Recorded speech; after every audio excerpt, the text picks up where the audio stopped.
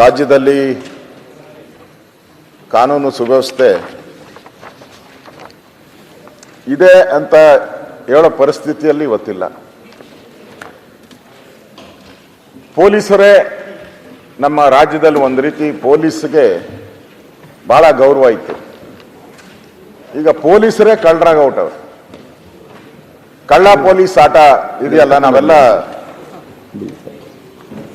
ಚಿಕ್ಕ ಮಕ್ಕಳಿದ್ದಾಗ ಕಳ್ಳ ಪೊಲೀಸ್ ಆಟ ಇವೆಲ್ಲ ನೋಡ್ತಾ ಇದ್ರಿ. ಇವತ್ತು ಪೊಲೀಸರೇ ಆ ಸುಲಿಗೆಗೆ ಇಳಿದಿರುವಂಥದ್ದು ಘಟನೆ ನಮ್ಮ ಕಣ್ಮುಂದೆನೇ ಇದೆ. ಇನ್ನು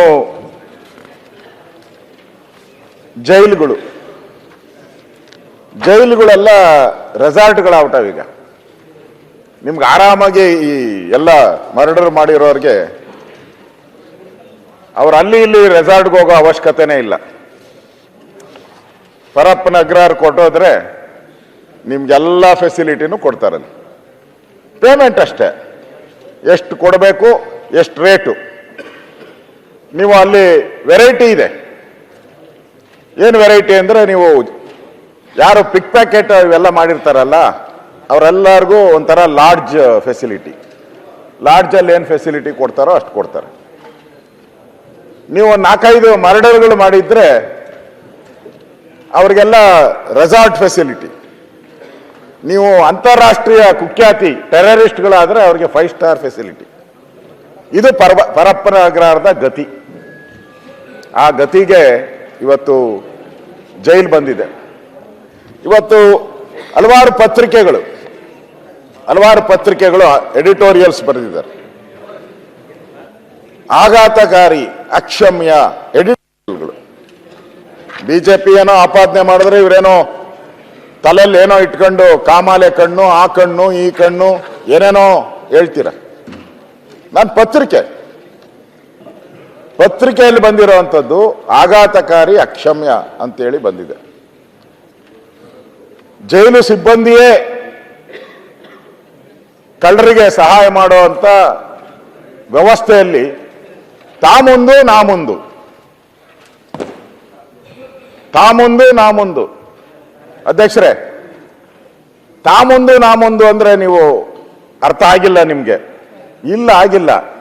VIP ಹೋದ್ರೆ ನೋಡಿ, ನೀವು ಯಾರಾದರೂ ದೊಡ್ಡ ಸ್ಟಾರ್ಗಳು, ಅಂದ್ರೆ ಸ್ಟಾರ್ ಇದಾರಲ್ಲ ಇವಾಗ, ಸ್ಟಾರ್ಗಳು, ದೊಡ್ಡ ಪೊಲಿಟಿಷಿಯನ್ಸ್ ಇರ್ಬೋದು, 10-12 ಮರ್ಡರ್ ಮಾಡಿ ಇವರೆಲ್ಲ ಹೋದ್ರೆ ಅವರು ಯಾವ ಬ್ಯಾರಕ್ಕಲ್ಲಿ ಇರ್ತಾರೋ ಆ ಬ್ಯಾರಕ್ಗೆ ಹಾಕ್ಸ್ಕೊಳಕ್ಕೆ ದುಡ್ಡು ಕೊಡ್ಬೇಕಿಲ್ಲಿ ಪೊಲೀಸ್ಗೆ. ಆ ಜೈಲಲ್ಲಿ ಯಾರು ವಾರ್ಡನ್ ಇರ್ತಾನೆ, ಅವರು ಇನ್ಚಾರ್ಜ್ ಇರ್ತಾನೆ, ಅವನಿಗೆ ದುಡ್ಡು ಕೊಡ್ಬೇಕು ನೀವು.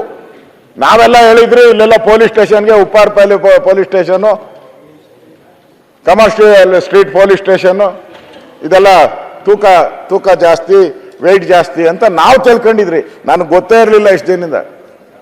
ನಾನೊಬ್ಬ ಅಧಿಕಾರಿನ ಕರೆದು ಕೇಳಿದಾಗ, ಸಾರ್ ಇನ್ಫ್ಲೂಯೆನ್ಸ್ಗಳು ತರ್ತಾರೆ ಸಾರ್ ಅಂತಂದು. ಯಾಕೆ ಅಂತ ಹೇಳಿದ್ರೆ ಅವನ ಹತ್ರ ಹಣ ಇರ್ತತೆ, ಅವನಿಗೇನು ಬೇಕೋ ಕೊಡೋಕ್ಕೆ ಇವ್ರು ವ್ಯವಸ್ಥೆ ಮಾಡ್ಕೊಂತಾರೆ. ಅಂದ್ರೆ ಏನು 1000 ರೂಪಾಯಿಗಳಲ್ಲ, ಲಕ್ಷ ಡೀಲಿಂಗ್ ನಡೀತೈತಿ ಇಲ್ಲಿ. ಅವನು ಯಾರು ಇರ್ತಾನೋ ಅಲ್ಲಿ ಗೇಟು, ಅವನು ಲಕ್ಷಾಧೀಶ್ವರ ಆಗೋತಾನ. ಅವನು ಅಷ್ಟು ವ್ಯವಸ್ಥೆಗಳು ಇಲ್ಲಿ ಕೊಡ್ತಾರೆ ನಿಮ್ಗೆ. ನೀವು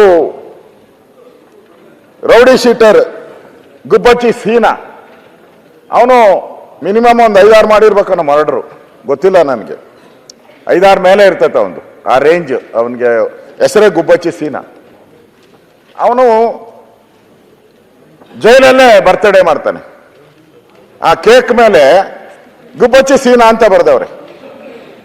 ಆ ಕೇಕ್ ಮೇಲೆ ಗುಬ್ಬಚ್ಚಿ ಸೀನಾ ಹೆಂಗ್ ಬಂತು ಒಳಗಡೆ?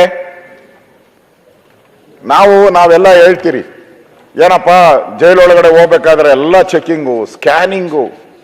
ಏನ್ ಪರಮೇಶ್ವರ್ ಕಾವಲಾಕ್ಬಿಟ್ಟಿದ್ದಾರೆ ಅಲ್ಲಿ, ಒಬ್ಬರನ್ನ ಒಳಗಡೆ ಏನು ಹೆಚ್ಚು ಕಮ್ಮಿ ಆಗ ಬಿಡೋದೇ ಇಲ್ಲ.